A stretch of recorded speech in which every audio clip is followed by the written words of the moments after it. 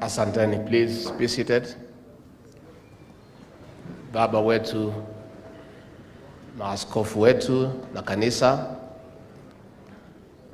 familia za wale ambaye wamepoteza wapendwa wao, spika wetu wa kitaifa,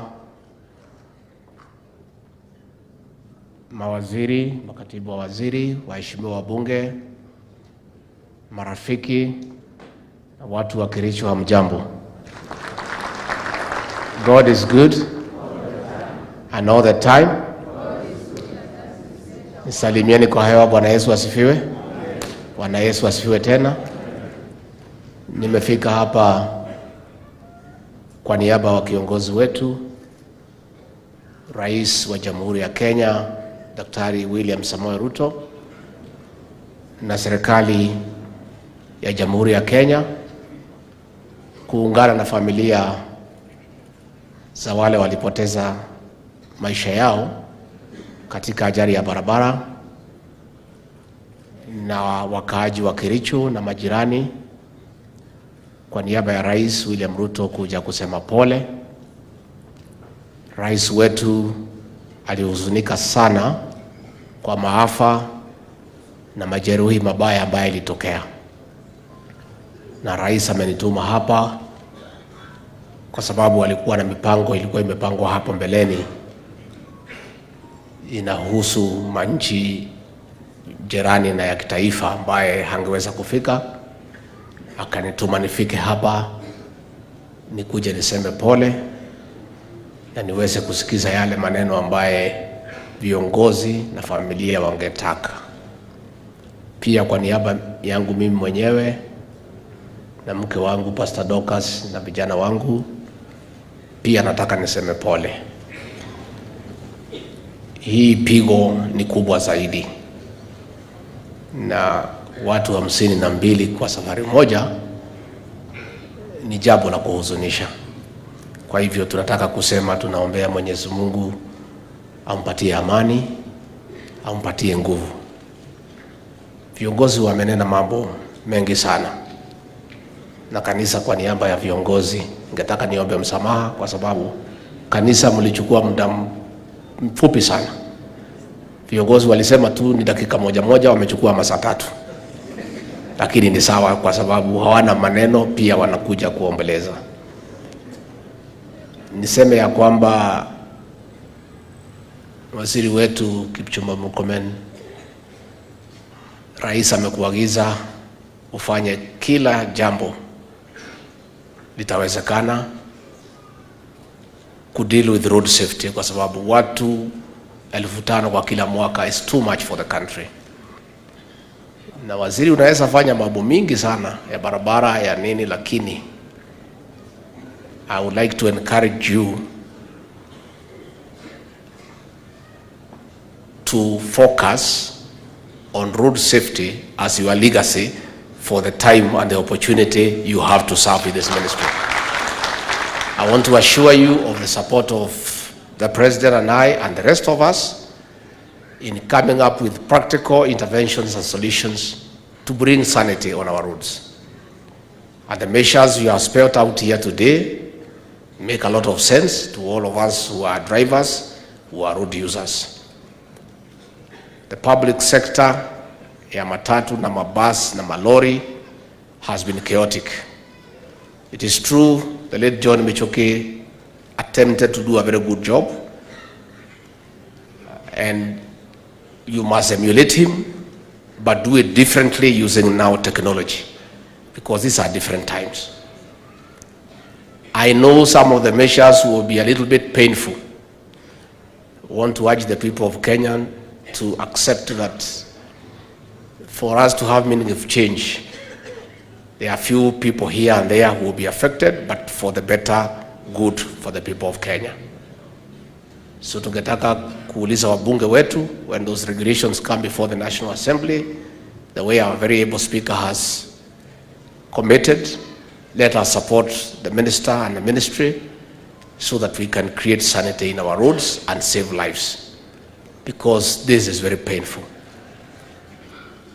ningetaka kusema mumeomba ya kwamba serikali pia isaidie kwa maneno ya mazishi kwa hao 52 families, pia na wale ambaye wamejeruhiwa wako katika hospitali. Na ningetaka kutangaza ya kwamba Rais amepeana directive ya kwamba tutasaidia. Na hivyo after tumefanya mchango, our regional commissioner is here, atakaa na familia muone pahali iko gap, ndio na sisi tukuja tujaze tuwasaidie. Kwa hivyo after that the regional commissioner is here, we'll do some consultation with the family, taking into consideration what we have raised and what is the gap. Ndio leo pia kama serikali tutatuma pesa ya kusaidia hizi familia. Please sit down. I want also to thank everybody. I want to thank the governor of Kericho and your team and the leadership of this great county. Kwa vile mlijitolea and the commitment, all of you are here, you are calling us from here. And this very painful happening has brought the leadership of Kericho together. I would like to urge you to remain that way. Don't just be together in times of crisis. It's good to be together all the time. I would like to thank the county government of Kericho kwa kukubali to waive the mortuary charges and other hospital bills. I would like to thank Governor Susan Kehika of the neighboring county kwa usaidizi county government of Nakuru iliweza kupeana. That is the way this country must be. This area of Lodiani is cosmopolitan, and I want to urge you to continue living in peace because Kenyans are one people. This accident proved that. The people who are affected, the trailer never chose where you come from because people live together. Let us all stay together as one people, as one nation, as one country, because that is the right thing to do. Ningetaka tu niseme kwa sababu mimi unajua nasemanga ukweli na maneno ya ukweli ni mzuri. Many people have a problem with the truth, but Kenyans are getting used to it. Deputy Governor Kericho amesema ati tukate mfereji tuweke matangi. Ukweli ni kwamba haiwezekani. It's not possible. Let us also be truthful to the people that we lead. Hiyo haiwezekani. Wana koti moja, hata hiyo nasema ati mtu akufe kidogo alafu akufe baadaye, haiwezekani. It's not possible. Lakini wazungu wanasemanga if wishes were horses, so it's good to wish, but that is as far as it goes. So mimi kwa niaba ya rais wetu ningetaka kushukuru nyinyi nyote kwa vile mmefika, and I want to thank the church for holding these families in prayer. Our churches, we don't know how we can ever thank you. Many people who are not believers sometimes demean the church. But until you are in a situation like this one, is when you know how critical and useful the church is. Coming to comfort these people is not an easy task. So we want to appreciate our church leaders. I don't want to tell you not to be worried about what happened in Shakahola and other things. Some people are trying to blame the Church of Christ. The church is a reflection of society. In every society, there are deviants. So hata kwa kanisa utapata pastor moja wawili wakora. But 99.9% of our pastors, our reverend, are good people. So musijali, tuendelee na Injili, tuendelee na kujenga.